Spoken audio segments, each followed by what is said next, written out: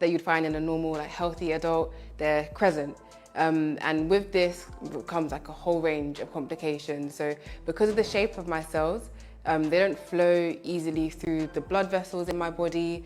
They get stuck together and they can't carry that much oxygen. So it causes quite a bit of pain, depending on where it gets stuck, which is often referred to as a sickle cell crisis. This prevents the flow of blood and oxygen and nutrients from reaching different areas of my body.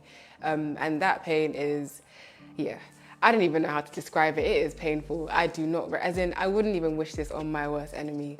Because of the way my cells are shaped, them being the crescent as opposed to the typical circular, healthy red blood cell, it can't hold as much oxygen, meaning I just don't have as much oxygen in my body. I have less energy to do things which people won't even think twice. Like me, I could be drained. That's just the anemia, the fatigue that comes with sickle cell. Sickle cell can result in so many different symptoms and complications, and just think of it like this. Sickle cell is a condition of the blood, so wherever the blood flows in your body, a complication can arise. As I said earlier, sickle cell is a genetic condition, meaning that it can only be passed down from parent to child. In my case, in every case as well, you inherit one copy of the sickle cell gene from each parent. Both my parents are AS, and myself, I inherited both copies of the sickle cell gene, SS, and that's led to the full-blown condition.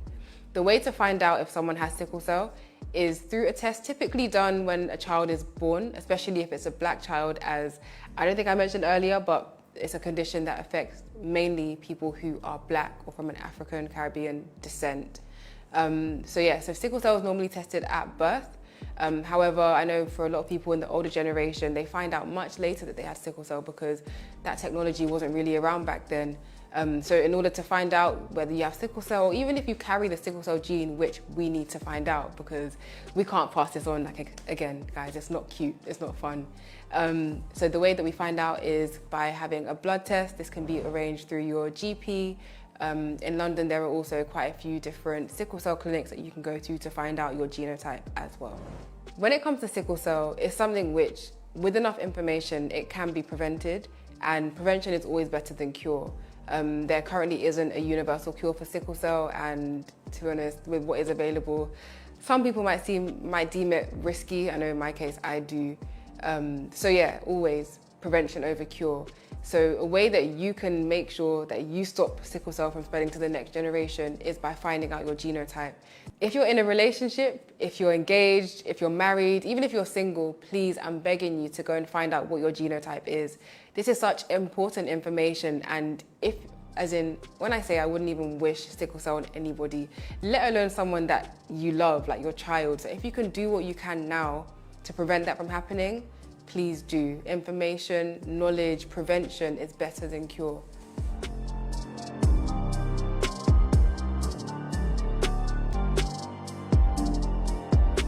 There's much oxygen in my body, and I just can't do things as easily as a typical.